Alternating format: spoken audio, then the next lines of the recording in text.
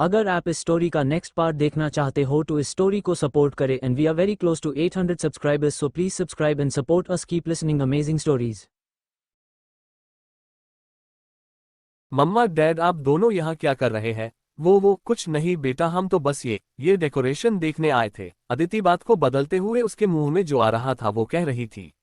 आदि अपनी मम्मा से कहता है, मम्मा आज आप बहुत प्रिटी लग रही हो, बिल्कुल किसी एंजल की तरह। आदि की बातों से अदिति का ध्यान खुद पर जाता है तो वो देखती है कि उसने हॉट पैंट और केवल शर्ट पहन रखा है जिसमें उसके गोरे पैर साफ नजर आ रहे थे जो किसी का भी ध्यान अपनी ओर खींच सकते थे। अदिति लक्ष्य की ओर देखती है जिसके बाल बिखरे हुए थे जो काफी मेसी लग रहे थे, पर लक्ष्य उसमें भी काफी खूबसूरत लग रहा था। लक्ष्य अदिति को ऊपर से नीचे देख रहा था, वो सच में काफी हॉट लग रही थी। लक्ष्य का अपने तरफ यूं देखता पाकर अदिति जल्दी से कहती है, आदि आप ना बहुत बदमाश हो, अपने मम्मा से क्या कहा था कि आप जल्दी नीचे आओगे? लेकिन मुझे तो लगता है कि आपको मेरे बनाए नाश्ते में कोई इंटरेस्ट ही नहीं। नो मम्मा, ऐसी कोई बात नहीं है। अच्छा तो फिर चलो, आपको भूख भी लगी होगी ना? हम मम्मा, सच में मुझे बहुत जोर से लगी है। डैड मुझे लगता है कि आपने अपनी आगे बटन को लगाना भूल गए हैं। अच्छा, और तुम्हें ऐसा क्यों लगता है? क्योंकि डैड आपके सारे बटन खुले हुए हैं और आपके चेस्ट उसमें से दिख रहे हैं। क्या आप मम्मा को अट्रैक्ट करने की कोशिश कर रहे हैं? आदिति तो हैरानी से आदि को देख रही थी, उसका चेहरा शर्म से लाल हो चुका था। लक्ष्य भी अपने बेटे से अब काफी चिढ़ गया था, वो कभी कुछ भी बोल दिया करता था जब वो दोनों साथ होते थे तब। आदि आज आपको ब्रेकफास्ट नहीं दिया जाएगा और आज आप मम्मा के साथ भी नहीं रहोगे, ये आपकी पनिशमेंट है। वॉट? दाद आप ऐसा नहीं कर सकते मेरे साथ। ऑफकोर्स मैं कर सकता हूँ क्योंकि तुम दिन ब दिन बदमाश होते जा रहे हो और बस अपनी मम्मा को परेशान करते हो, तो आज तुम्हारी पनिशमेंट है कि मम्मा प्लीज यहाँ से चलो वरना डैड हम दोनों को अलग कर देंगे। और फिर अदिति जा हाथ पकड़कर भागने लगता है। अदिति भी ऐसी के साथ भागने लगाती है और लक्ष्य उन दोनों के पीछे भागता है। आदि स्टॉप, वरना तुम्हें इससे भी बड़ी पनिशमेंट मिलेगी, समझे तुम? ओके डैड, पर आप हमें पकड़िए तो सही।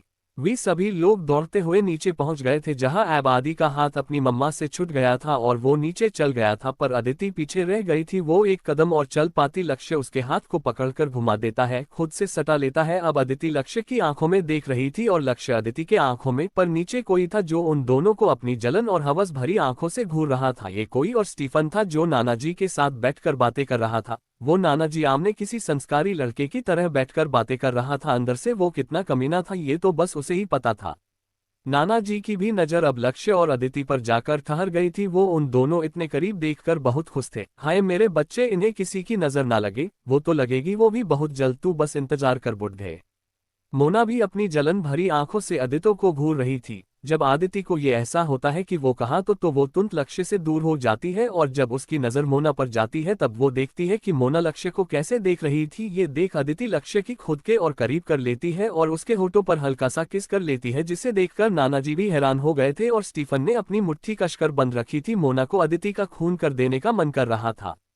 असिति के इस व्यवहार से लक्ष्य भी चौंक गया था।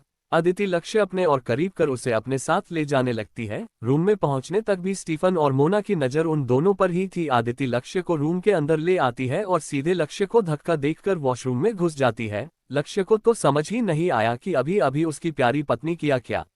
नीचे हॉल में आदि सीढ़ी के पीछे छुपा हुआ था। जब उसे ये लगता है कि अब कोई भी नहीं आ रहा है तो वो बाहर निकलता है कि तभी उसे अपने नानाजी दिखाई देते हैं। नानाजी और फिर कर उसके गले लग जाता है।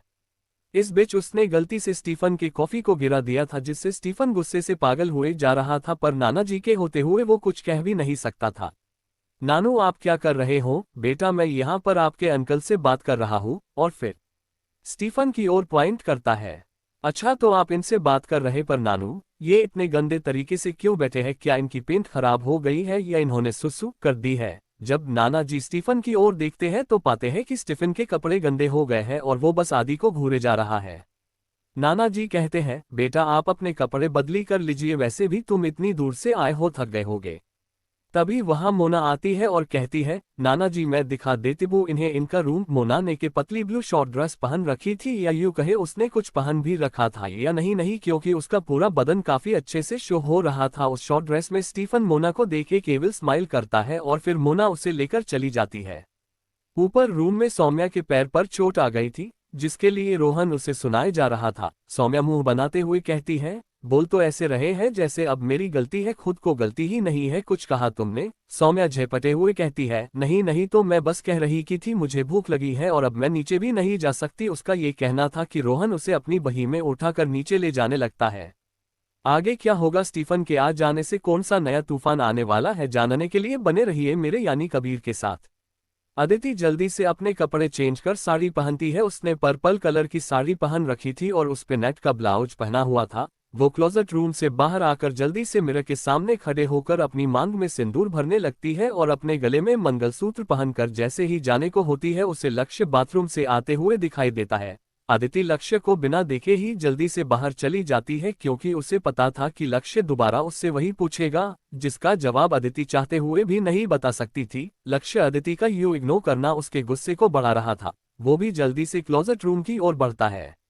रोहन सौम्या को अपनी बाहों में उठाकर नीचे ले जा रहा था जिससे सौम्या को काफी शर्म आ रही थी।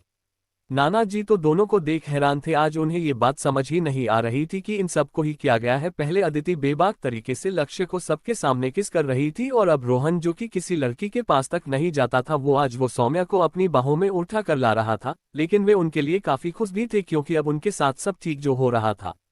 रोहन सौम्या को लेकर नीचे आ चुका था। नाना जी पूछते हैं, रोहन सब ठीक तो है, तुम ऐसे सौम्या को उठा कर क्यों ला रहे हो? वो क्या है ना नाना जी, सौम्या के पैर में लग है तो ये चल नहीं पा रही है। नाना जी परेशान होकर कहते हैं, सौम्या तुम ठीक तो ना? नाना जी मैं ठीक हूँ और चल सकती हूँ। ये तो यही है जिन्होंने मुझे उठा रखा है। और रोहन को घूरने लगती है, अब आप मुझे नीचे उतारेंगे? रोहन सौम्या को देखता है जो उसे ही घूर रही थी। वो सौम्या को टेबल पर बैठा देता है और खुद उसकी बैग में बैठ जाता है। अदिति सौम्या को देख कहती है, सौम्या तुम्हें लगी कैसे? सौम्या ये सुन शर्म से पानी पानी हो जाती है। सौम्या अपने मन में कहती है, भाभी ये मैं आपको कैसे बताऊं कि ये सब कैसे हुआ, पर जो भी हुआ है न ये सब इनकी वजह से हुआ है। ये ही है जो मुझे परेशान कर रहे थे। रोहन जैसे सौम्या की मन की बात जान गया था वो कहता है, सौम्या बताओ ना भाभी को कि तुम गिरी कैसे? सौम्या रोहन को बुरी तरह घूर रही थी। मुझे यूं ही घूरती रहोगी या फिर कुछ बोलोगी भी? वो क्या है ना भाभी, मैं वॉशरूम गई थी तो वहां से निकलते वक्त अचानक से मेरा पैर फिसल गया। आप चिंता मत कीजिए, मुझे ज्यादा नहीं लगी है। अदिति कहती है, सौम्या आगे से तुम्हें देखकर चलना चाहिए। ठीक है जी भाभी, मैं ध्यान रखूंगी। वे सभी बातें कर ही रहे थे कि तभी वहां सीढ़ियों से लक्ष्य नीचे उतर कर आ रहा था। लक्ष्य को देख अदिति अपना सर नीचे कर लेती है और ऐसी से कहती है, आदि बेटा चलो जल्दी से ब्रेकफास्ट कर लेते हैं, फिर हमें नाना जी के साथ घुमान भी तो है ना? हाँ मम्मा मैं तो भूल ही गया था, चलिए जल्दी करते हैं। वैसे नाना जी आप हमें कहाँ लेके जाएंगे? नाना जी कहते हैं, ये तो अभी सीक्रेट है बेटा, आपको बाद में ही पता चलेगा। पर नाना आदि ज्यादा सवाल नहीं, आप अपना डिनर कीजिए। ओके मम्मा। अब तक लक्ष्य भी आ चुका था। भले भी आदिति लक्ष्य से बात नहीं कर रही थी, उसे उसके नाश्ते के बारे में ज्यादा चिंता थी, इसलिए वो लक्ष्य के ब्रेकफास्ट निकाल देती है। नाना जी कहते हैं, लक्ष्य बेटा आज तुम घर पर ही रहने वाले हो क्या? लक्ष्य कहता है, नहीं नाना जी आज ऑफिस में जरूरी काम है जिस वजह से मैं आज नहीं रुक सकता, पर मैं दोपहर तक वापस आ जाऊंगा। नाना जी कहते हैं, कोई बात नहीं तुम ऑफिस जाओ, हम सब दोपहर के बाद एक घूमने जाएंगे, ठीक है? आदि खुश होते हुए कहता है, नाना जी क्या हम घूमने जाएंगे? हाँ बिल्कुल बेटा। आदि खुश होते हुए कहता है, ये मजा आएगा, हम घूमने जाएंगे। आदि को देखकर सबके फेस पर भी स्माइल आ गई थी। लेकिन उधर मोना के रूम का माहौल काफी गर्म था। स्टीफन मोना को अपने नीचे कर बेताबी से किस किए जा रहा था। इस चीज में मोना भी उसका पूरा साथ दे रही थी, वो उसे वो सब करने दे रही थी जो वो करना चाहता था। स्टीफन और मोना के कपड़े फ्लो पर गिरे हुए थे। स्टीफन मोना के ब्रेस्ट को अपने मुंह में लेकर सक कर रहा था और वो हाथ से उसके सेंसिटिव पार्ट को सहला रहा था, जिसे महसूस कर मोना काफी तेज सांस ले रही थी और साथ ही साथ मौन भी कर रही थी। स्टीफन तुम क्या कर रहे हो? प्लीज डू फास्ट ना। स्टीफन मोना को देख इविल स्माइल करता है और कहता है, इतनी भी क्या जल्दी है बेबी, अभी तो पूरा दिन बाकी है, पहले मैं खुद को सेटिस्फाई कर लूं फिर मैं तुम्हें। इससे आगे की बात को बीच में काटकर स्टीफन मोना के नेक पार्ट के हर हिस्से को सेक्सुअल वे में छूने लगता है। मोना स्टीफन के यूं छूने से सिहर रही थी। मोना स्टीफन के हाथों को पकड़कर अपने सेंसिटिव पार्ट घुसा देती है, जिसके कारण वो दर्द से तड़प उठती है। स्टीफन मोना की इस हरकत पर इविल स्माइल के साथ उसे देख रहा था। स्टीफन के हाथ मोना के सेंसिटिव पार्टी मूव हो रहे थे, जिससे मोना की आह निकल रही थी। कुछ देरी मोना में साथ फॉर प्ले करने के बाद स्टीफन मोना को अपने ऊपर कर देता है। मोना अब समझ चुकी थी स्टीफन क्या चाहता है। मोना स्टीफन के पैरों में बैठकर उसे हर जगह किस करने लगती है, जिससे स्टीफन को भी काफी अच्छा लग रहा था। मोना अपने पैरों को उठाकर सीधे स्टीफन को खुद के अंदर इंटर करा देती है। शुरू में उसे थोड़ा दर्द होता है पर धीरे धीरे उसे अब अच्छा लगने लगता है। स्टीफन मोना के ब्रेस्ट को पकड़कर दबा रहा था, जिससे मोना और ज्यादा मचल रही थी। अचानक स्टीफन मोना अपने नीचे कर लेता है और उसके साथ वाइल्ड होकर इंटीमेट होता रहता है। दोनों एक दूसरे के साथ काफी वाइल्ड होकर इंटीमेट हो रहे थे। इन दोनों को पता नहीं था अब उनके लाइफ में क्या होने वाला है। आगे क्या होगा जानने के लिए बने रहिए मेरे यानी कबीर के साथ। अदिति की शक्ति अब धीरे धीरे आ जाएगी। अब तक दोपहर हो चुकी थी। मोना स्टीफन की बाहों में सो रही थी और स्टीफन उसे एविल स्माइल के साथ देख रहा था। स्टीफन मोना को देखते हुए ही उसके चादर के अंदर से ही उसे चेस्ट को सहला रहा था, जिससे मोना कसमसाते हुए अपने आंखें खोलती है और स्टीफन का हाथ हटाने की कोशिश करती है, लेकिन स्टीफन के हाथ को हिला भी नहीं पाती। स्टीफन, ये तुम क्या कर रहे हो? प्लीज अब छोड़ दो, बहुत हुआ अब मुझे। शुश बेब, तुम्हें क्या लगता है मैं तुम्हारे साथ फिर से वो सब करूंगा? तो ये तुम अब बिल्कुल मत सोचो, क्योंकि मैं अभी तक सेटिस्फाइड नहीं हुआ हूं और मैं तब सेटिस्फाइड होऊंगा। स्टीफन की बात सुन के मोना को इतना गुस्सा तो बहुत आ रहा था, पर फिलहाल वो कुछ कर नहीं सकती थी। उसने ये मन ठान लिया था कि वो आदिति को पूरी तरह से बर्बाद कर देगी। सौम्या का रूम। सौम्या अपने कमरे में डरी सहमी सी बैठी थी। उसे बाहर निकलने से भी बहुत डर लग रहा था। उसे ऐसा लग रहा था मानो अगर वो अभी बाहर निकली तो अजय आ जाएगा। हालांकि कुछ टाइम से वो दिखा नहीं, इसलिए वो थोड़ा रिलैक्स महसूस कर रही थी। तभी उसके रूम को कोई नॉक करता है। एक पल के लिए तो वो डर जाती है कि कौन होगा। हे भगवान, कहीं वो तो नहीं। नहीं नहीं, ऐसा नहीं हो सकता। अगर वो हुआ तो मैं क्या करूंगी? मैं खुद को प्रोटेक्ट कैसे करूंगी? और मैंने अभी तक भाभी को भी कुछ नहीं बताया। सौम्या पूरी तरह से घबरा चुकी थी। सौम्या डरे सहमे दरवाजे खोलने जाती है। जैसे ही वो दरवाजा खोलती है तो सामने खड़े इंसान को देख उसके पसीने छूटने लगते हैं। सौम्या जैसे ही दरवाजा बंद करने को होती है, वो इंसान जल्दी से दरवाजे को पकड़ लेता है और सौम्या को अंदर धकेल देता है और खुद अंदर आ जाता है। ये और कोई नहीं अजय था, जो बस सबके जाने का वेट कर रहा था। अब जब उसे मौका मिल गया था सौम्या से बदला लेने। तुम्हें क्या लगा कि मैं तुम्हें ऐसे ही जाने दूंगा? मैंने बहुत खर्चा किया है जान तुम पे, तो फिर मैं तुम्हें ऐसे कैसे जाने दूंगा? सौम्या पीछे खिसकते हुए रोते हुए कहती है, प्लीज मुझे चीर दीजिए, मैं आपके सारे पैसे वापस कर दूंगी, प्लीज मुझे जाने दीजिए। हाँ हाँ हाँ हाँ, तुम्हें क्या लगता है मैं तुम्हें जाने दूंगा? हे छा, तो ये भूल जाओ सौम्या। अजय दरवाजे को बंद कर अब धीरे धीरे सौम्या की ओर बढ़ रहा था। वो उससे कहता है, तुमने बहुत एंजॉय किया होगा ना? ये कहते वक्त उसकी आंखों में हवस साफ नजर आ रही थी। सौम्या डरते हुए पीछे खिसकते जा रही थी और अजय उसके पास आते जा रहा था। तुमने रोहन को बहुत अच्छे से सेटिस्फाइड किया ना, अब तुम मुझे क्यों नहीं कर देती? कसम से तुम्हें बहुत मजा आएगा। सौम्या का ये सुन खून खौल उठता है। चटक एक थप्पड़ अजय के फेस पर मारती है और चिल्लाए हुए कहती है, अपनी बकवास बंद करो समझे? तुम जैसा नीच आदमी मेरे पति से अपनी तुलना कभी नहीं कर सकता। अरे वो भगवान है मेरे लिए और तुम अपनी तुलना उससे कर रहे हो। अरे तुम्हें तो रत्ती भर भी शर्म नहीं आ रही है मुझसे ऐसे बात करने के लिए? मैं भी तो तुम्हारी बेटी के समान हूं, तो तुम मेरे साथ ऐसा कैसे कर सकते हो? अगर तुम्हारी बेटी है। अजय सौम्या का गला दबाते हुए कहता है, खबरदार, जो अपनी गंदी जुबान से मेरी बेटी का नाम भी लिया तो क्या अब तुम्हें बुरा लग रहा था? तुम्हारी बेटी अनमोल और दूसरी की बेटी क्या तुम्हारे लिए रखेल नजर आती है? और तुम जैसे मर्द न तो अपने परिवार के होते हैं और न ही किसी पराये का होना, ये तो दूर की बात है। अजय गुस्से में सौम्या को बेड पर धक्का दे देता है और उसके पास जाने लगता है। सौम्या अब उसे देख पीछे खिसकने लगती है। अब मैं तुम्हें बताता हूँ कि मैं कौन हूँ। तुमने मेरे अंदर के मर्द को ललकारा है न, तो अब देखो उस अंदर के मर्द को जो तुम्हारे साथ क्या करता है। इतना कहकर सौम्या के करीब बढ़ने लगता है। सौम्या अब बहुत ज्यादा घबरा गई थी। उसे समझ नहीं आ रहा था कि वो करे तो करे क्या। पता नहीं क्यों सौम्या के दिल ने कहा कि अदिति का नाम ले। सौम्या अपनी आंखें बंद कर करती है जहां उसे आदिति दिखाई देती है।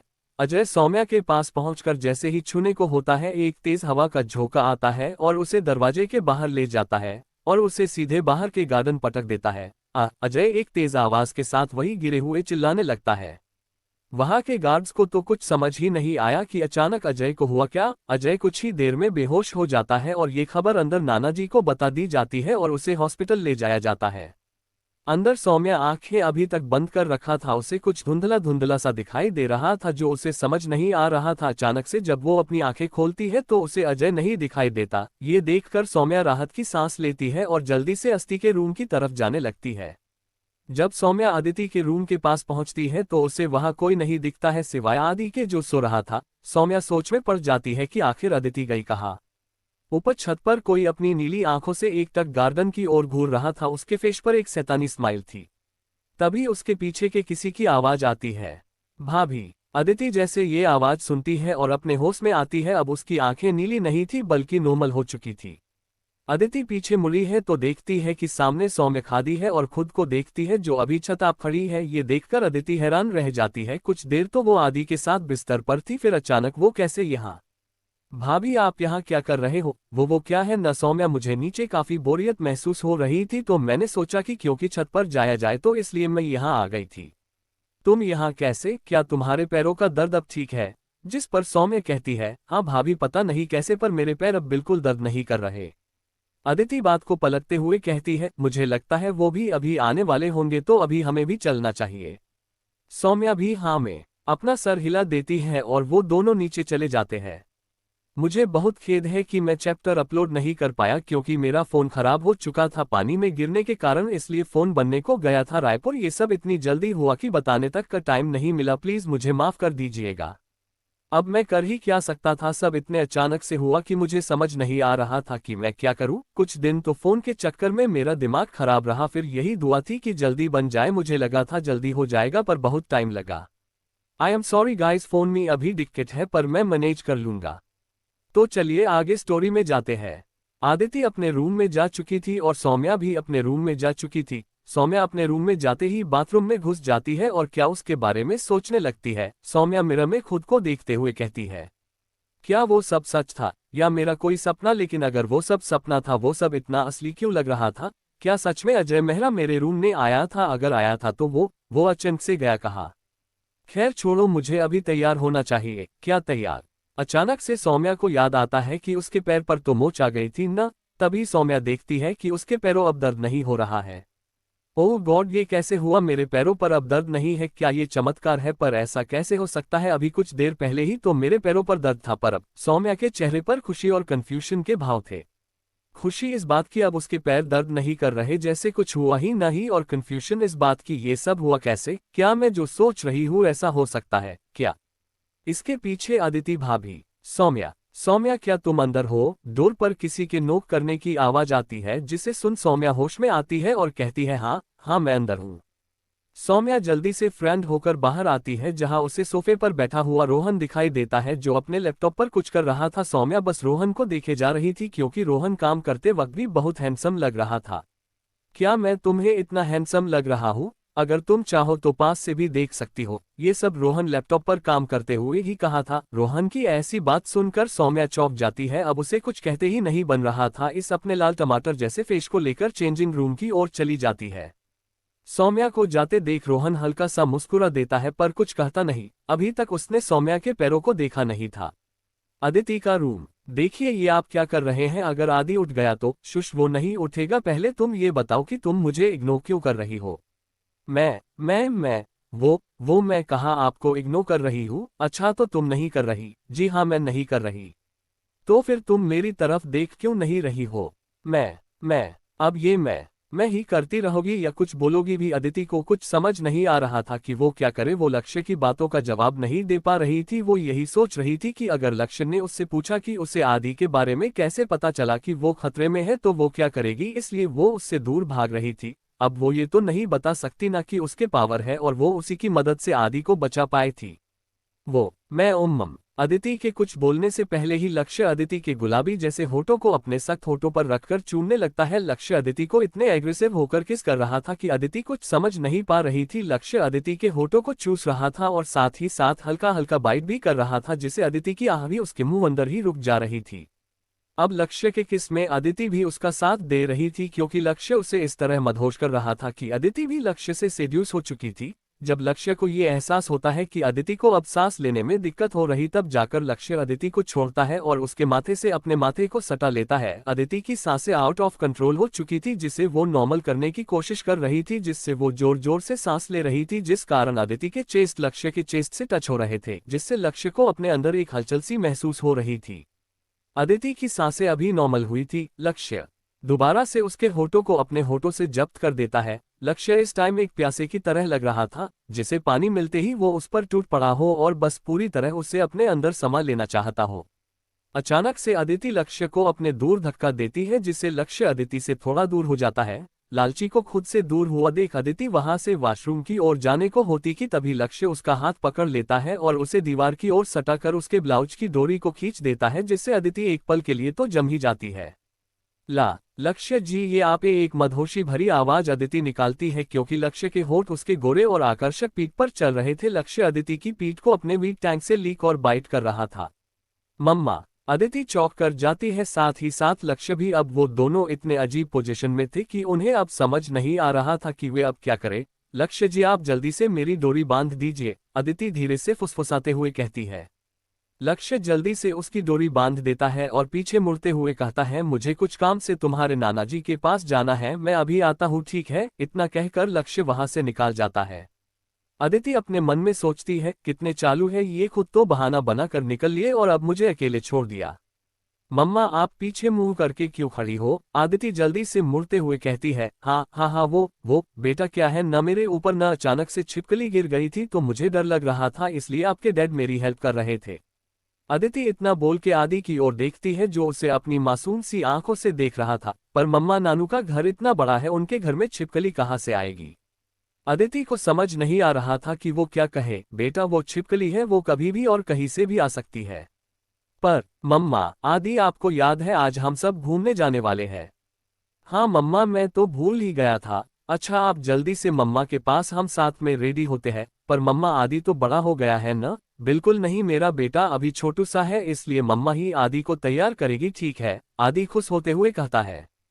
ओके मम्मा, आदि अपने मन में कहता है। मम्मा, मैं आपके पास रहने के लिए और आपका प्यार पाने के लिए कुछ भी कर सकता हूँ। स्टूपिड हरकती! आदि, आपके फेस को क्या हुआ? क्या हुआ मम्मा? अदिति आदि को देख कहती है, कुछ नहीं, पर मुझे लगता है आप ना आज बहुत क्यूट लग रहे हो। इतना कहकर आदि के टमी पर गुदगुदी करने लगती है।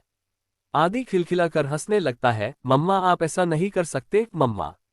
ओके, अब चलो हम फ्रेश हो जाते हैं। इतना कहकर अदिति आदि को अपनी बाहों में उठाकर बाथरूम ले जाती है।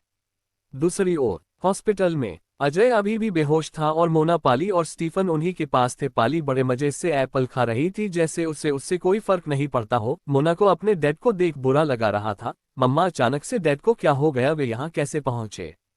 पाली एप्पल खाते हुए कहती है, वो तो मुझे भी नहीं पता, घर के सर्वेंट कह रहे थे तुम्हारे डैड टेरेस से गिर गए थे। मोना सॉफ्ट होकर कहती है, क्या? देखो, मुझे भी नहीं पता कि बात क्या है, ये तो जब तुम्हारे डैड होश में आएंगे तभी पता चलेगा। मम्मा, क्या उनके बारे में दादाजी को पता है? पाली मुंह बनाते हुए कहती है, हाँ पता है। इतना बड़ा हादसा घर में हो गया है, फिर भी वो सब आज घूमने जाने का प्लान कैसे बना सकते हैं? क्योंकि उन्हें हमसे कोई फर्क नहीं पड़ता है। अब देखो, तुम्हारे डैड कितने अच्छे हैं, जो हमेशा उनकी मदद करते हैं, पर वो तो हमेशा नीचा ही दिखाते रहते हैं। मोम, क्या आप ये एप्पल खाना बंद करेगी? मोना अपनी माँ से एप्पल छीनते हुए कहती है। पाली गुस्से में भड़कते हुए कहती है, ये क्या है पाखी? मोम, डैड बीमार है और आप ऐसे बिहेव कर रही है जैसे कि कुछ हुआ ही ना हो। तो क्या करूं? तुम्हारे डैड बीमार है तो तुम क्या चाहती हो, मैं भी अन औरतों की रोती रहूं? पाली छाती पीटती हुई कहती है, हाय हाय, मेरा पति बेहोश हो गया है, उसकी हालत मारने को हो गई है, अब मेरा क्या होगा? मैं अबला नारी कहाँ जाऊंगी अपनी बेटी को लेकर? हो गया, यही सुनना चाहती थी ना तुम, अब मेरा एप्पल मुझे वापस करो। इतना कहकर पाली मोना से एप्पल छीन लेती है। मोना तो बस गुस्से में फटने वाली थी अपनी माँ इतनी सारी नौटंकी देखकर। मोना अपने मन में कहती है, आपने ऐसे ही उस अदिति को, माँ को रास्ते से नहीं हटाया होगा। आप इतनी अच्छी एक्टिंग कर लेती है कि आपको तो ऑस्कर पुरस्कार मिलना चाहिए, पर आपका डैड के प्रति ये व्यवहार मुझे अच्छा नहीं लगा। मोम, स्टीफन दोनों माँ बेटी को लड़ते हुए देख रहा था और कुछ सोच रहा था। अदिति की याददाश्त सच में चली गई या फिर कोई और मामला है? खैर, जो भी हो, अब उसे कुछ याद नहीं तो फिर मैं उसे दोबारा से पा सकता हूँ। इस बार मैं उसे लक्ष्य के प्रति इतना भड़का दूंगा कि वो कभी उसके पास वापस नहीं जाएगी। इतना कहकर डेविल स्माइल करने लगता है। मेहरा विला। अभी लगभग 1 बज चुके थे। नाना जी नीचे सोफे पर बैठकर सबका इंतजार कर रहे थे, तभी सामने से उन्हें अदिति, आदि और लक्ष्य आते हुए दिखाई देते हैं। लक्ष्य ने व्हाइट शर्ट और ब्लू पेंट कैरी किया हुआ था, जिसमें वो कतई जहर लग रहा था। आदि ने भी सेम लक्ष्य के जैसे कपड़े पहने हुए थे, जिसमें वो काफी क्यूट लग रहा था, बिल्कुल डैडी बेयर भी तरह, उनसे भी ज्यादा सुंदर तो आज अदिति लग रही थी। अदिति का चेहरा काफी लाल दिख रहा था क्योंकि अदिति ने भी आज ब्लू जीन्स और व्हाइट टॉप कैरी किया हुआ था। हालांकि पुरानी अदिति ये सब कपड़े पहना करती थी, लेकिन हमारी भोली भाली माही को ये सब कहाँ पसंद था, इसलिए उसे थोड़ी शर्मा रही थी। उससे भी ज्यादा उसे अनकंफर्टेबल लगा रहा था। लक्ष्य की तो नजरें ही नहीं हट रही थी अदिति पर से। अदिति ने अपने बालों को पोनीटेल मिस्टर बांध रखा था और उसकी जुल्फे सामने छोड़ रखे थे, जिसमें वो काफी सुंदर लग रही थी। नाना जी अदिति को इस तरह से देखकर बहुत खुश हो रहे थे। उन्हें अब अपनी पुरानी वाली अदिति दिख रही थी, तो उस टाइम काफी मस्ती किया करती थी, अपने नानू से लड़ा करती थी। नाना जी कहते किसी की बुरी नजर न मेरे बच्चों को, और हमारे रोहन और सौम्या कहाँ है? हम यहाँ हैं नाना जी। सभी जब पीछे मुड़ते हैं तो देखते हैं कि वहां सौम्या और रोहन खड़े थे और उनकी तरफ ही आ रहे थे। सौम्या ने ब्लू टॉप और ब्लू जीन्स कैरी किया हुआ था। रोहन ने भी ब्लू शर्ट और ब्लू जीन्स पहन रखा था, जिसमें वो काफी हैंडसम और कूल लग रहा था। आज सभी अपने कैजुअल लुक में भी काफी सुंदर लग रहे थे। आदि अपने नानू को देख बेसब्र होकर कहता है, नानू हम कब जाएंगे? ओहो मेरा बच्चा, नाना जी आदि को अपने गोद में लेते हुए कहते हैं। हम अभी चल रहे हैं, ठीक है, ये फाइनली हम चल रहे हैं नानू जी। ओए छोटे चूहे, अपने अपनी एक्साइटमेंट को न वहां के लिए बचा के रखो, समझे? आदि अपनी नाक को फुलाते हुए रोहन को देख कहता है, ऑफकोर्स बंदर चाचू, क्योंकि वहां जाके तो आप ही सबसे ज्यादा डरने वाले हो। ये कहकर आदि अपनी बत्ती सी दिखा देता है। रोहन इससे आगे भी कुछ कहता कि तभी लक्ष्य की आवाज सुनाई देती है, अगर तुम दोनों को घर पर रहना है तो हम चल रहे हैं तुम्हें छोड़कर। दोनों साथ में चिल्लाते हुए कहते हैं, नहीं। पीछे से सौम्या रोहन की पीठ पर मारते हुए कहती है, तुम क्या बच्चे हो, तुम्हें हर जगह बस मस्ती सुझती है क्या? रोहन अपनी पीठ को सहलाते हुए कहता है, ये बात तुम मुंह से भी तो बोल सकती थी ना, ऐसे मारने की क्या जरूरत थी? तुम्हें तो मैं बाद में बताऊंगा। हाँ बाद में देख लेना तुम। नाना जी चलिए न, अब तो बहुत देर भी रही है, कहीं ऐसा ना हो कि हम यही खड़े खड़े शाम हो जाए और हम जा भी न पाए। सौम्या रोहन के बातों को टोकते हुए कहती है, यू आर राइट बंदरिया चाची, ऑफ सॉरी। आदि अपने नन्हे हाथों से अपने मुंह को ढकते हुए कहता है। सभी आदि की इस क्यूट हरकत पर हंस देते हैं, सिवाय हमरे लक्ष्य के। सौम्या आदि की बातों का बुरा नहीं मानती और वो भी हंसने लगती है। कुछ ही देर में वे सभी मेहरा पैलेस से निकल जाते हैं। मेहरा पैलेस से निकलते वक्त रोहन लक्ष्य से पूछता है, भाई अगर वहां कुछ हुआ तो? क्योंकि पहली बार हम लोग इतनी भीड़ में जा रहे हैं, इससे हमें दुश्मनों का खतरा हो सकता है। लक्ष्य अपने बॉसी में कहता है, तुम्हें चिंता करने को कोई जरूरत नहीं है, तुम बस वहां जाके अपना राइड एंजॉय करना। इतना कहकर लक्ष्य अपने चश्मे को बड़े ही स्टाइल से लगाता हुआ गाड़ी की ओर जाने लगता है। रोहन बस वहां खड़े हुए लक्ष्य को देख रहा था और फिर मुंह बनाते हुए लक्ष्य की नकल करता है, तुम्हें कोई जरूर नहीं, तुम बस। इससे आगे रोहन कुछ कहता, सौम्या के चिल्लाने की आवाज आती है, रोहन जी आप वहां क्या कर रहे हैं? आप आएंगे या नहीं? ओह ये लड़की, रोहन सौम्या की ओर देखते हुए कहता है। सभी गाड़ी में बैठ जाते हैं। रोहन और सौम्या एक कार में थे तो वही अदिति और लक्ष्य एक कार में थे। अदिति और आदि का एक दूसरे से अलग बैठने का तो मन नहीं था, लेकिन उसके नानू ने उसे अपने साथ बैठा रखा था, जिस वजह से आदि अपनी मम्मा के साथ नहीं बैठ पाया। अब अदिति तो यही सोच रही थी कि वो लक्ष्य के साथ अकेली होगी। वो मन ही मन भगवान से प्रार्थना कर रही थी कि वो उसे बचा ले। तुम्हें मुझसे कोई नहीं बचा सकता तो फिर तुम फालतू में अपना टाइम वेस्ट मत करो। अदिति हैरानी से लक्ष्य की ओर देखती है, मानो कह रही हो, आपको दिमाग पढ़ना भी आता है क्या?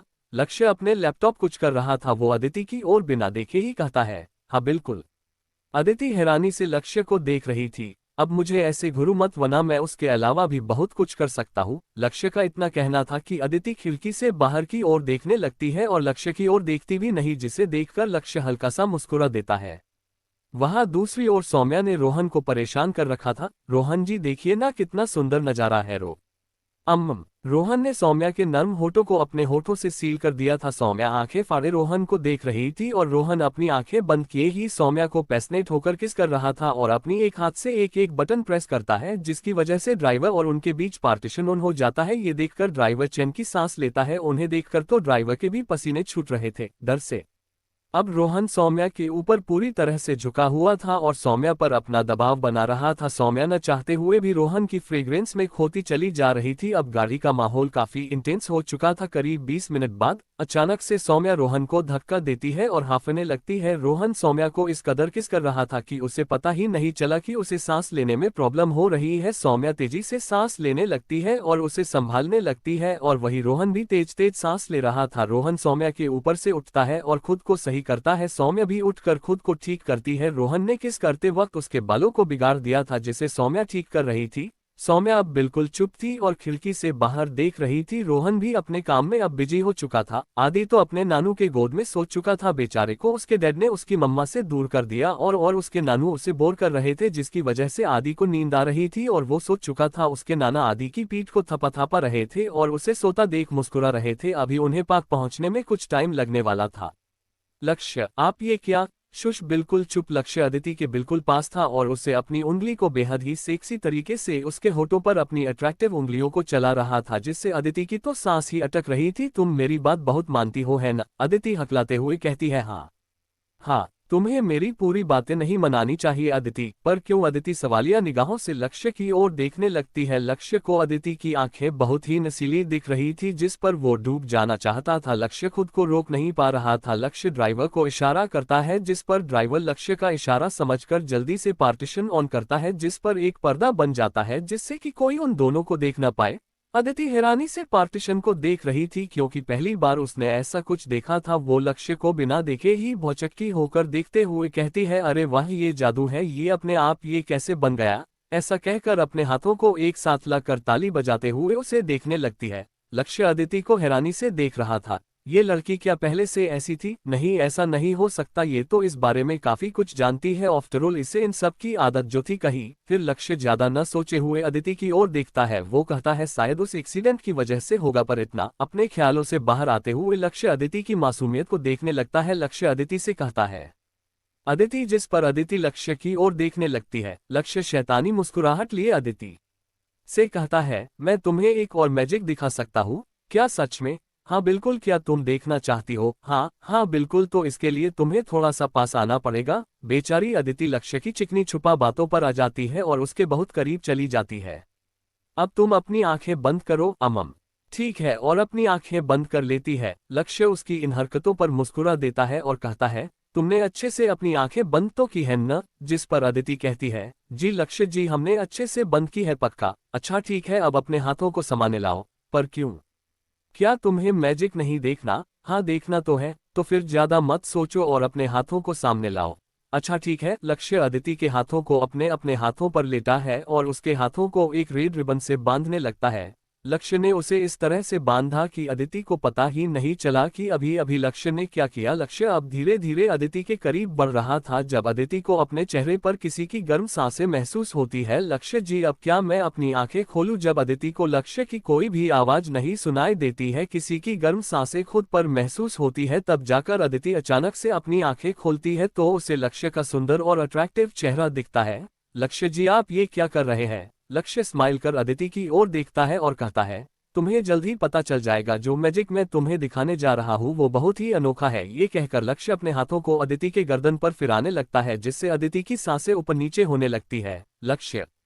लक्ष्य अदिति की ओर झुकने लगती है और इसके बंधे हाथों को अपने एक हाथ से उसके सिर के ऊपर ले जाता है और उसके मुलायम होठों पर अपने सख्त होठों से ढक देता है और उससे पैशनेटली किस करने लगता है। लाख काफी बेसब्र होकर अदिति के होठों का रस पिए जा रहा था। लक्ष्य अदिति के मुंह के अंदर अपने टंग को डालना चाहता था, पर अदिति अपना मुंह ही नहीं खोल रही थी, जिस वजह से लक्ष्य अपने हाथों को उसके शर्ट के अंदर डालकर उसकी पतली कमर पर जोर की चुटकी लेता है, जिस वजह से अदिति की आह निकल जाती है, जिसका फायदा उठाकर लक्ष्य अपनी टंग को उसके मुंह के अंदर डाल देता है और उसे डीपली किस करने लगता है। करीब 25 मिनट तक किस करने के बाद जब उसे ये एहसास होता है कि अदिति को सांस लेने में प्रॉब्लम हो रही है, तब जाकर वो उसे छोड़ता है। अदिति जोर जोर से सांस लेने लगती है, जिस वजह से अदिति की ब्रेस्ट ऊपर नीचे होने लगती है, जो लक्ष्य को अपनी ओर आकर्षित कर रही थी। लक्ष्य अब अदिति के नेक पर अपनी वेट टंग को घुमा रहा था, जिससे अब अदिति भी मदहोश हो रही थी। लक्ष्य उसके नेक को किस के साथ साथ बाइट भी कर रहा था। लक्ष्य इससे आगे भी कुछ करता, तभी ड्राइवर कार रोकता है और कहता है, सर हम पहुंच गए।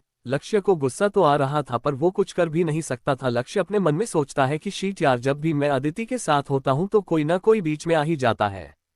अदिति तो अपनी आंखें ही ओपन नहीं कर रही थी, क्योंकि उसे अभी भी शर्म आ रही थी जो अभी लक्ष्य ने उसके साथ किया था। लक्ष्य अदिति के हाथों को फ्री करता है और उसके बालों को सही कर उसके माथे पर किसकर उससे दूर होता है। तभी उनके कार के बाहर किसी के नॉक करने की आवाज आती है। जब अदिति विंडो से बाहर देखती है, तब उसे वहां प्यार सा आदि दिखाई देता है, जो अपनी मम्मा का इंतजार कर रहा था। अदिति जल्दी लक्ष्य को पीछे धक्का देती है और दूसरे साइड से निकल जाती है और धीरे धीरे आदि की ओर बढ़ने लगती है और फिर पीछे से आदि की आंखें बंद कर देती है।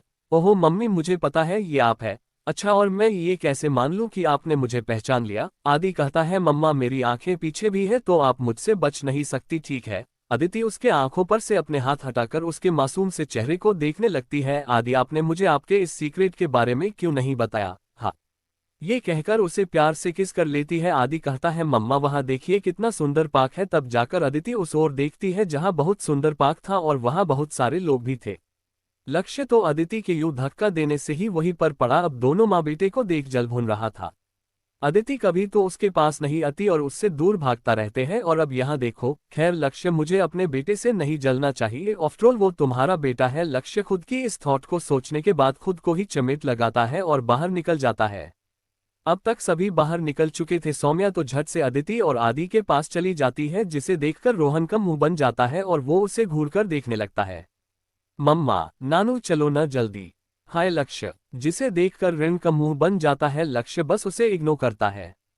सामने एक बेहद खूबसूरत सा पार्क था जिसे देखकर आदि काफी खुश हो रहा था, यूं कहे कि उससे रहा नहीं जा रहा था। नानू, नानू चलिए न। उसके नानू जो आदि को देख रहे थे वो कहते हैं, हाँ बिल्कुल बेटा चलो। सभी अंदर जाने के लिए बढ़ते हैं जहां लिखा था द फेमस एएस पार्क। सभी अंदर एंटर करते हैं। लक्ष्य और रोहन ने मास्क लगा रखा था जिससे वे काफी कूल लग रहे थे। रोहन लक्ष्य से कहता है, भाई बॉडीगार्ड भी यहाँ अपने कैजुअल लुक में है जिससे वे भाभी और आदि को प्रोटेक्ट कर पाए, और बाकी सब ठीक है, हम इस लुक में कोई भी नहीं पहचान पाएगा। लक्ष्य अपने पॉकेट एक हाथ रख कहता है, गुड, और ध्यान रहे उन्हें कोई परेशानी ना हो पाए। आप चिंता मत कीजिए भाई, कुछ ही लोग हैं जिन्हें आपके और भाभी के बारे में पता है। सबको यही लगता है कि वो मेहरा खानदान की बेटी है जो अभी अनमैरिड है। लक्ष्य रोहन के मुंह से अनमैरिड शब्द सुन के अपनी मुट्ठी कस लेता है, पर फिलहाल वो कुछ कर भी नहीं सकता था। ओके देन, अगर सब हो चुका है तो हमें अंदर चलना चाहिए। हम ठीक है। एएस पार्क एक बहुत बड़ा पार्क था जहां बच्चों से लेकर बड़ों तक के लिए खेलने की सारी चीजें थी, जैसे roller coaster, jumping, dance and और भी बहुत कुछ था। लक्ष्य और रोहन जैसे ही पार्क में कदम रखते हैं, सारी लड़कियां बस उन दोनों को ही देखती रह जाती है। सभी लड़कियां उन दोनों को देखकर अपने में मन में ही उन्हें अपना बनाने के ख्याल संजोने लगती है। यार देख ना, ये व्हाइट शर्ट वाला कितना हैंडसम, मन कर रहा है अभी इसे अपना बना लूं। उसकी बात सुन उसके बगल वाली लड़की बोलती है, यार सच में ये ब्लू शर्ट वाला लड़का भी कितना कूल लग रहा है। ये कहकर वो उसकी फोटो लेने की कोशिश करती है, लेकिन एक गार्ड जो कब से अपने बॉस पर नजरें टिकाए था उस लड़की के सामने आ जाता है, जिस वजह से वो उसकी फोटोज नहीं ले पाती। बाकी सभी लड़कियां तो उन्हें देखने में इतनी बिजी हो चुकी थी, उन्हें ये ही याद नहीं रहा कि उनके पास भी उनका बॉयफ्रेंड है जो उन्हें खा जाने वाली नजरों से देख रहे हैं। और तो और वे रोहन और लक्ष्य को भी गुस्से से घूर रहे थे। उनकी वजह से ही तो उनकी गर्लफ्रेंड उनकी ओर ध्यान ही नहीं दे रही थी, बल्कि उन दोनों को घूरे जा रही थी। अदिति और सौम्या उनसे कुछ दूर पर ही थी, जिससे वो दोनों भी उनकी लड़कियों की बातों को अच्छे से सुन पा रही थी, लेकिन उन्हें पता नहीं था वो किसकी बात कर रही है। जब उन्हें ये वो लड़कियां ये कहते हुए सुनाई देती है, ब्लू शर्ट वाला मेरा और व्हाइट शर्ट वाला मेरा, तब जाकर उनका ध्यान पीछे की ओर जाता है, जिसे देखकर तो दोनों आग बबूला होने लगती है। कुछ लड़कों ने अभी तक अदिति और सौम्या को नहीं देखा था, उनका ध्यान लक्ष्य और रोहन पर था। जब उनकी नजर उन पर से हटती है तो उन्हें दो खूबसूरत लड़कियां दिखाई देती हैं, जिन्हें देखकर अब लड़के उनके दीवाने हो चुके थे। अब कहने की क्या जरूरत है, लक्ष्य जी नजर तो सिर्फ अपनी बीवी पर ही थी, जिस पर अब किसी और नजर पड़ चुकी थी जिसे वो कभी बर्दाश्त नहीं कर सकता था। वही हमरे रोहन का भी यही हाल था। नाना जी उन्हें देखकर बखूबी समझ रहे थे उनके में क्या चल रहा है। वो अपने मन में कहते हैं, अरे आजकल के इन नौजवानों को तो देखो कैसे एक दूसरे के लिए इतने प्रोटेक्टिव हो रहे हैं। खैर चौदों में भी कभी ऐसा हुआ करता था, ये सोचकर वो अपने में ही हंसने लगते हैं। नानू नानू, वे अपने होश में आते हुए कहते हैं, हाँ हाँ आदि, आप मुझे नीचे उतार दीजिए। नाना जी ठीक है बेटा, पर अगर तुम कहीं खो गए तो। नानू, आदि अपना मुंह फुलाते हुए अपने नानू को देख रहा था। अच्छा बाबा ठीक है, इतना कहकर वो उन्हें नीचे उतार देते हैं। नीचे उतरते ही आदि अपनी मम्मा की ओर भागने लगता है। मम्मा मम्मा, आदि जोर जोर से कह रहा था, जिससे सबका ध्यान उसकी ओर जा चुका था। आदि जल्दी से आईटी के पैरों से लिपट जाता है। मम्मा, आदि को आपके पास रहना था। अदिति जो कब से लक्ष्य को घूर रही थी, अब आदि की ओर देखती है और मुस्कुराते हुए उसे अपने गोद में ले लेती है। आदि लक्ष्य की ओर देखते हुए कहता है, डैड चलिए ना, हमें अभी बहुत सारे राइड करने हैं। ये सुनकर तो सारे लड़के और लड़कियों के दिल ही टूट चुके थे। एक दिल में तो एक ही आवाज आ रही थी, क्षण से टूटे कोई सपना, जग सुना सुना लगे। अब बारी थी सौम्या की, भला वो कैसे रोहन पर किसी नजर बर्दाश्त कर सकती थी। भी रोहन से चिपकते हुए कहती है, हब्बी चलिए ना, आप यहाँ क्यों रुके हैं, चलिए हम रोलर कोस्टर में चलते हैं चलिए। वे सभी सेंटर ऑफ अट्रैक्शन है गए थे, वहां पर सभी का ध्यान न चाहते हुए भी उनकी ओर ही था। जब उन्हें ये पता चला कि वे सभी मैरिड है तो उनकी सपने सपने ही रह गए, पर कुछ लोग थे जो अभी भी उन्हें अपना बनाना चाहते थे। अदिति लक्ष्य की ओर गुस्से से देखते हुए कहती है, आदि बताओ आपका क्या खेलना है। पर आदि की नजर तो सब जगह थी जहां पर लकड़ियां और लड़के उनके मम्मा और डैड को घूर रहे थे। आदि कहाँ खो गए बेबी, मम्मा मुझे रोलर कोस्टर में बैठना है। आदि पर वो बहुत ऊंचा है, आप अभी उसमें नहीं बैठ सकते, ठीक है। नो मम्मा, अब आदि बड़ा हो गया है, वो छोटा बच्चा नहीं है जो मिकी माउस क्लब में खेले, मम्मा प्लीज ना। पर लक्ष्य कहता है, कोई बात नहीं, अब आदि बड़ा हो गया है तो उसे इसमें ले जाना चाहिए, क्यों है ना आदि। आदि बिना लक्ष्य की ओर देखे कहता है, ऑफ कोर्स डैड सही कह रहे हैं। लक्ष्य उसकी बात सुन एविल स्माइल करता है। और उधर रोहन सौम्या को घूर रहा था, ये लड़की मुझसे इतना क्यों चिपक रही है, घूर में तो दूर दूर भागती है, और ये देखो फेविक्विक की रह चिपकी है, अगर ये कुछ देरी और ऐसे ही रही तो मैं सांस न लेने की वाह से मर जाऊंगा। और क्या कह रही है ये, इसे रोलर कोस्टर में बैठना है, लेकिन मैंने तो कभी, रोलर कोस्टर को सोचकर ही उसकी अब फटने लगती है। अब सभी टिकट कटवा कर रोलर कोस्टर में बैठ जाते हैं। रोहन को डर तो लग रहा था पर वो कुछ कर भी नहीं सकता था। अदिति तो अपनी घबराहट छुपा ही नहीं पा रही थी, उसे तो बहुत डर लग रहा था क्योंकि ये एहसास उसके लिए पहली बार जो था। क्या उनका पता चला? यस मैम, वो थे फेमस एस पार्क में है। कौन है जिसका अभी कॉल आया था, आखिर क्या करने वाला है वो इंसान, जानने के लिए बने रहिए मेरे यानी कबीर के साथ। अदिति ने अपनी आंखें बंद कर रखी थी, उसके बगल में लक्ष्य था और आदि अपने नानू के साथ था। ये तो जाहिर सी बात थी कि अदिति अभी अभी ठीक हुई थी और शायद वो खुद को संभाल ना पाए, इसलिए आदि ने भी कोई बहस नहीं की और अपने नानू से साथ बैठ गया। आदि अपनी मम्मा को देख कहता है, मम्मा। आदिति अपनी आंखें धीरे से खोलती है और आदि की ओर देखती है। आदि मुस्कुराते हुए कहता है, मम्मा आपका डरने कोई जरूरत नहीं है, ये बस एक मामूली सी राइड है, अगर आपको अपने डर को भगाना है तो मेरे पास एक आइडिया है। क्या सच में? अदिति आदि को देखते हुए कहती है। उसे इतना एक्साइटेड होता देख आदि और नानू को बहुत हंसी आ रही थी। अदिति अपनी बातों को सोच थोड़ा शर्मिंदा होते हुए कहती है, वो क्या है ना बेटा, मुझे चलो जाने दो, ये बताओ वो कौन सी टेक्निक है जिससे मेरा डर एक बार ही छूमंतर हो जाए। ओके तो आप ध्यान से सुनिए मम्मा। अदिति के साथ नानू और लक्ष्य भी आदि की बातों को ध्यान से सुनने लगते हैं। आदि कहता है, मम्मा आपको वो कार के पास वो लेडी याद है? आदि की बातें सुन उसे कुछ देर पहले का सीन याद आता है जब वे सब कार के पास थे और किसी ने लक्ष्य का नाम पुकारा था। उस लड़की का जिक्र सुनकर तो अब अदिति के हाव भाव बिल्कुल बदल चुके थे और वही लक्ष्य तो हैरान हो चुका था। वो अपने मन में सोचता है, आदि ये तुमने क्या किया, तुम्हें क्या जरूरत थी उसकी याद दिलाने की? ओ गॉड, अब पता नहीं मेरे बगल बैठी ये लेडी मेरा क्या हाल करेगी। उफ, ये दोनों माँ बेटे मेरी मुश्किलें क्यों बहा देते हैं। अदिति की रंगत बदलते देख ऐसी कहता है, मम्मा आप ठीक हो? अदिति नकली हंसी हंसते हुए कहती है, हाँ बेटा मैं बिल्कुल ठीक हूँ। तो क्या अब आपको डर लग रहा है? मम्मा नहीं बेटा, बिल्कुल भी नहीं। ये बात अदिति लक्ष्य की ओर घूरते हुए कही थी। अब मुझे बिल्कुल भी डर नहीं लग रहा है, बिल्कुल भी नहीं। वो लक्ष्य को घूर ही रही थी कि रोलर कोस्टर स्टार्ट होता है। अब अदिति का ध्यान किसी और तरफ था जिससे उसे ये भी पता नहीं चला कि रोलर कोस्टर स्टार्ट हो चुकी थी। लक्ष्य को तो पसीना आ रहा था अदिति के यूं घूरने से।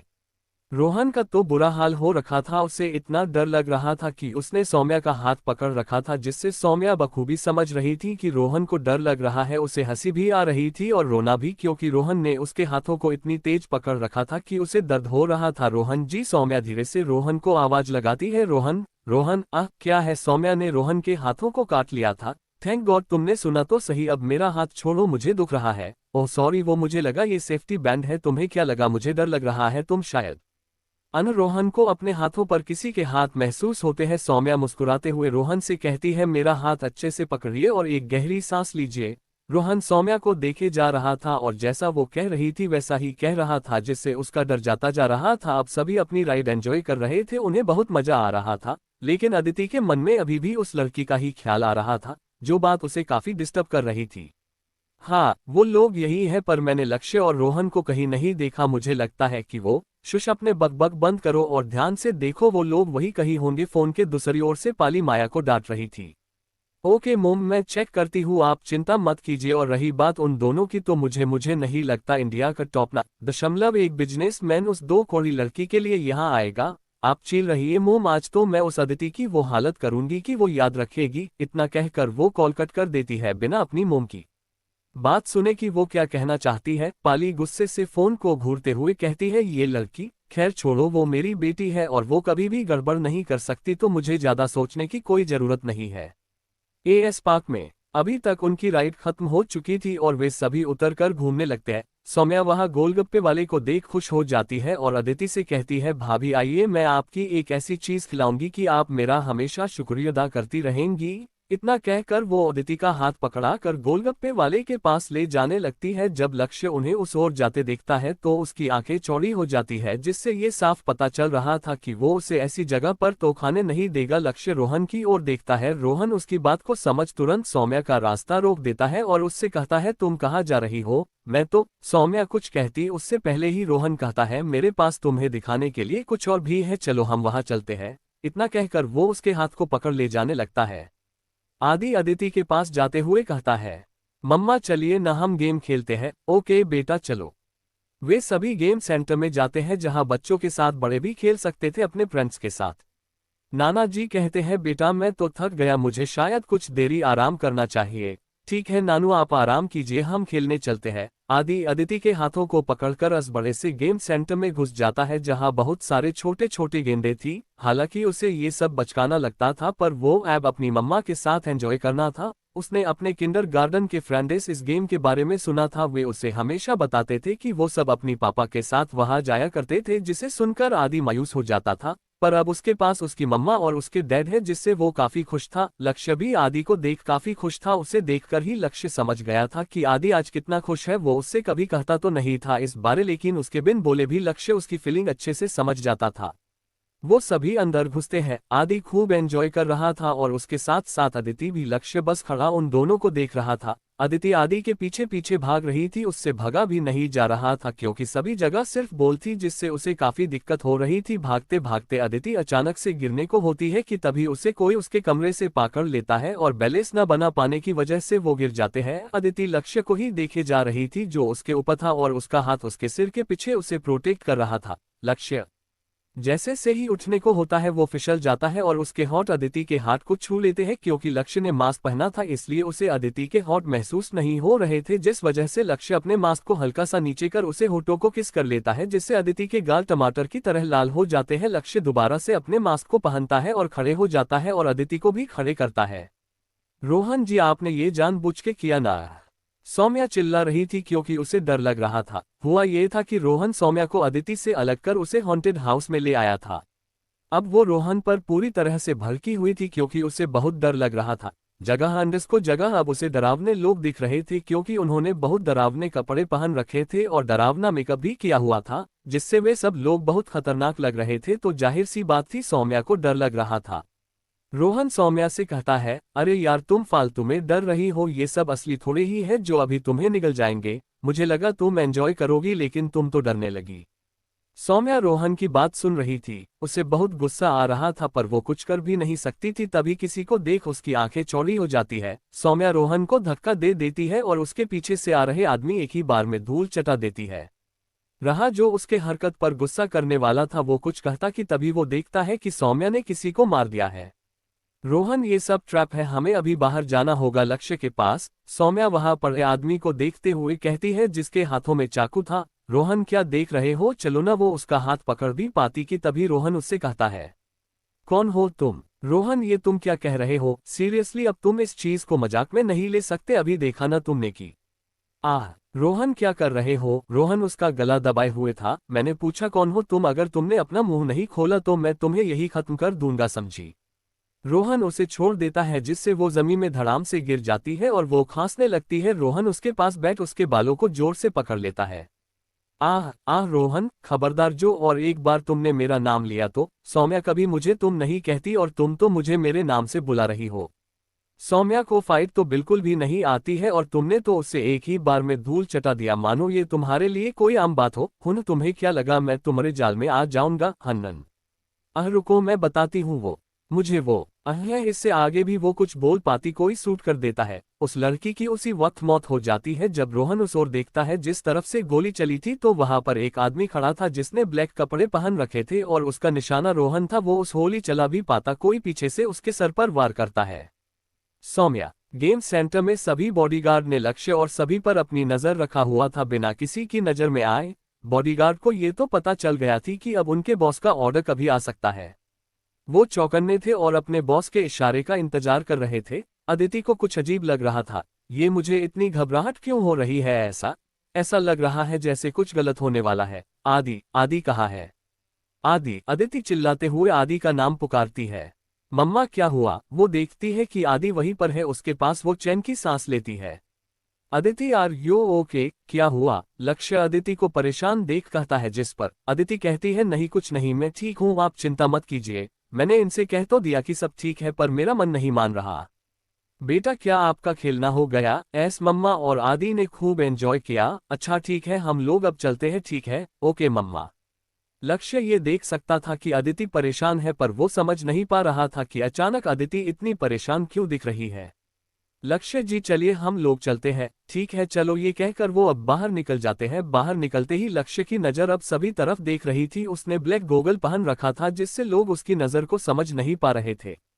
उसे अब इतना तो पता चल गया था कि उनके दुश्मन यहाँ आ चुके हैं। ओह तो तुम आ ही गए, वेलकम बैक। लक्ष्य एक सरकास्टिक स्माइल अपने चेहरे पर लिए हुए था जिससे वो काफी कातिलाना लग रहा था। नानू आप बोर तो नहीं हुए ना? सॉरी हमने आपको इतना वेट कराया। कोई बात नहीं बेटा। आदि क्या आपको मजा आया? हाँ नानू मुझे बहुत मजा आया। क्या आपको और कुछ खेलना है? नो नानू मैं बहुत थक गया हूँ और मुझे भूख भी लग रही है। मम्मा हाँ हाँ आदि बोलो। ऐसी अदिति की आंखों में देख रहा था उसे, वो कुछ अलग लग रही थी जैसे को वो अदिति हो ही ना। लक्ष्य भी अदिति को देख रहा था जो अब बिल्कुल भी डर नहीं रही थी। वो बिल्कुल सही लग रही थी। जो कुछ देर पहले डरी सी लग रही थी वो अब बिल्कुल ठीक लग रही थी।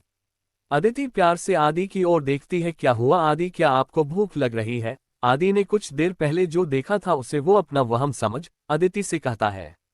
हाँ मम्मा मेरे टम्मी में चूहे दौड़ रहे हैं। अदिति स्माइल करती है और कहती है ठीक है चलो। एक मिनट। अदिति थोड़ा रुक लक्ष्य की ओर देखती है और उसके पास जाती है और उसके कान में जाके कहती है लक्ष्य जी मुझे वॉशरूम जाना है, मैं अभी आती हूँ। ठीक है। और इतना कहकर वो वहां से निकल जाती है बिना पीछे देखे। डैड मम्मा कहाँ गई? लक्ष्य आदि से कहता है। वो बेटा उन्हें कुछ काम याद आ गया इसलिए वो उसे करने जा रही है। आप फिक्र मत करो, वो जल्दी आ जाएंगी। चलो आपको भूख लगी है ना, चलो हम चलते हैं। डैड हम नहीं जा सकते, मोम अभी तक आए नहीं है तो हम उन्हें ऐसे कैसे छोड़कर चले जाए? उनके पास तो फोन भी नहीं है, वो हमें कैसे ढूंढ पाएंगी? नानू स्माइल करते हुए आदि को देखते हैं। कितना समझदार है आदि, उसे अपनी मम्मा की कितनी चिंता है। अच्छा ठीक है, हम यही उनका इंतजार करते हैं। नाना जी उन्हें देखते हुए कहते हैं। अदिति वॉशरूम में थी और वो सरकास्टिक स्माइल लिए मिरर में खुद को देख रही थी। वो मिरर में देख कहती है मैं अपने बच्चे और पति को कुछ भी होने नहीं दूंगी, कुछ भी नहीं। उधर सौम्या ने उस आदमी को पीछे से मार दिया था। रोहन सौम्या को देख कहता है। सौम्या रोहन जी जल्दी आइए, हमें अभी भाभी और आदि के पास जाना होगा। रोहन जल्दी उसकी ओर बढ़ जाता है और वो दोनों बाहर निकल जाते हैं। रोहन उससे अभी कुछ नहीं पूछता और क्योंकि उसे पता था अभी कुछ पूछना बेकार है। अदिति अब वॉशरूम से बाहर आ चुकी थी। आदि को अदिति अब पहले वाली ही अदिति लग रही थी जिससे वो राहत की सांस लेता है और अदिति की गोद में चले जाता है और उसके चिक पर किस करने लगता है। अदिति उसकी हरकतों को देख खिलखिलाकर हंसने लगती है। अब आगे क्या होगा जानने के लिए बने रहिए मेरे यानी कबीर के साथ।